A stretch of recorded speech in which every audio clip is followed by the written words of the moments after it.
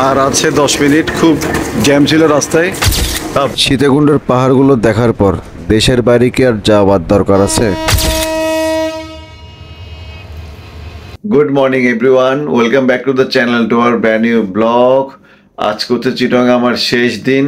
আমার বিকাল 5টার সময় ট্রেন ঢাকার উদ্দেশ্যে। সো আমার হাতে আর মাত্র 5 কি 6 ঘন্টা সময় আছে।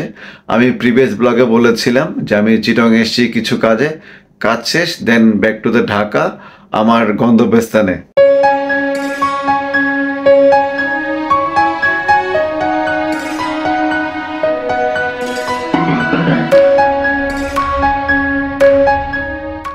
আপনাদেরকে একটা মজার জিনিস দেখাই। আসলে জিনিসগুলো ভালোই লাগে। এই দেখেন মুরগির ডিম।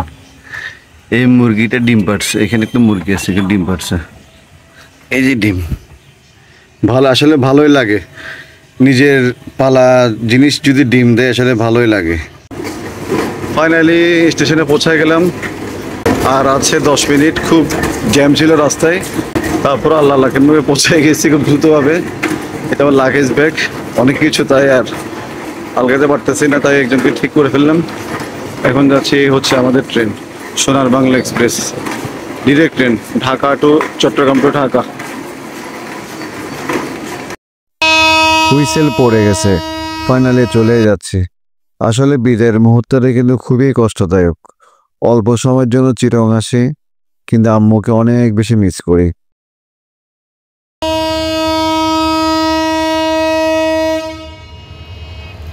আসলে জীবনটা একটি চলন্ত ট্রেনের মতো, অনেক বাধা বিঘ্ন অতিক্রম করে স্টেশনের পর স্টেশন পার করে তাকে তার গন্তব্যস্থানে পৌঁছাতে হয়।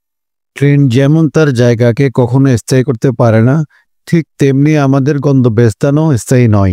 আসলে ভ্রমণ করতে করতে যখন ক্লান্ত হয়ে যায়, তখন ট্রেনে জানালা খুলে বাইরের দিকে তাকালে সে ক্লান্তটা আর থাকে না। ইট পাথরের শহরে চার দেওয়ালের মধ্যে বন্দি থাকা আর গ্রামের খোলামেলা প্রাকৃতির মুক্ত বাতাসে ডানা মেলে উড়ে বেড়ানোর মধ্যে অনেক পার্থক্য রয়েছে। আসলে জীবনটা একটা চলন্ত ট্রেনের মতো। আজ এখানে আছি, হয়তো কাল অন্য কোথাও চলে যেতে হবে। যেখানে দিগন্ত জুড়ে শুধু সবুজের সমারোহ, যেখানে বাতাসে মিশে থাকে প্রাকৃতির মিষ্টি ঘ্রাণ, সেই গ্রামেই তো প্রকৃতির ভালোবাসার ঠিকানা। চোখ জুড়ানো মাঠ, মন জুড়ানো শ্যামল প্রকৃতি। ক্যান্টিনে খাইতে আসলাম, ক্যান্টিনে কিছু নাই। চিকেন ফ্রাই, কাটলেট, ব্রেড আছে নাকি, খালি এখন ওইটাই আছে, ওইটাই নিব। গ্রামের প্রকৃতি মানেই চোখের সামনে এক বিশাল ক্যানভাস, যেখানে সবুজ রঙের ছোঁয়া লেগে আছে প্রতিটি কোণায়। যত দেখি তত ভালো লাগে, ততই মুগ্ধ হই। যদি কখনো খুব বেশি মন খারাপ হয়, তাহলে মন ভালো করার জন্য বিশাল বিশাল সমুদ্রকূলে যেতে হবে না, কোনো এক পাহাড়ের চূড়ায় গিয়ে একা একা বসে থেকো কিছুক্ষণ। দেখবে বিশাল বিশাল পাহাড় কীভাবে এক নিমিষে তোমার মন ভালো করে দেয়।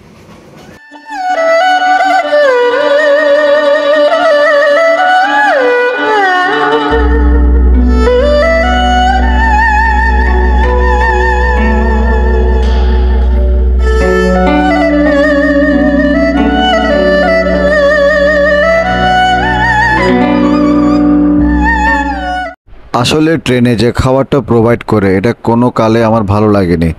দেখেন 130 টাকা দিয়ে শুধু একটা কাটলেট আর একটা ব্রেড, তাও জ্যাম লাগানো, আর কিছু নাই। ঠেকার কাজ চালানোর জন্য হলে ঠিক আছে, অন্যথায় পুরা লস। আমার মনে হয় ট্রেনে ওঠার আগে রাস্তা থেকে কোনো কিছু নিয়ে ট্রেনে ওঠাটাই বেটার মনে হয়।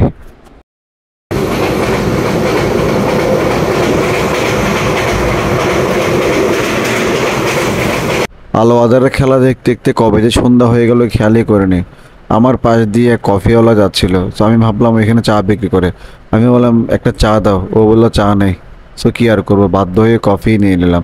যদিও বা আমার কফির প্রতি কোনো ফ্যাসিনেশন নাই, আমার চায়ের প্রতি খুব বেশি ফ্যাসিনেশন। কী আর করার, বাধ্য হয়ে কফি খেতে হলো।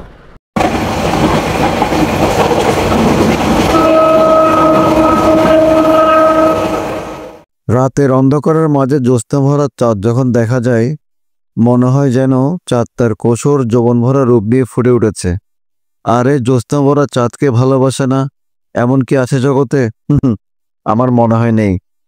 আমি সর্বদা চাঁদের দিকেই তাকিয়ে থাকি।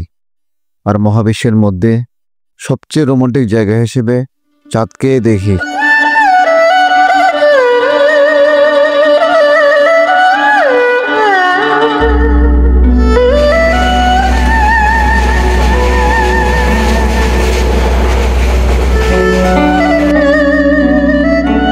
বাসায় আসলাম একটু আগে, খুবই এক্সস্ট লাগতেছে, খুবই ক্লান্ত, খুবই টায়ার্ড। খুব আর্লি উঠলাম আজকে, আর জার্নি করলাম, বৃষ্টিতে ভিজছি, মালপত্র আলগে আলগে বাসায় আনলাম, আর শরীর চলতেছে না। তো ব্লগটা এখানে শেষ করবো। তো আজকের মতো ব্লগটা এখানে শেষ করছি। দেখা হবে নতুন কোনো ব্লগে। টিল দেন, বাই বাই, আল্লাহ হাফেজ। ভালো থাকবেন, সুস্থ থাকবেন, আর আমার চ্যানেলটি সাবস্ক্রাইব করে দেবেন। Bye bye.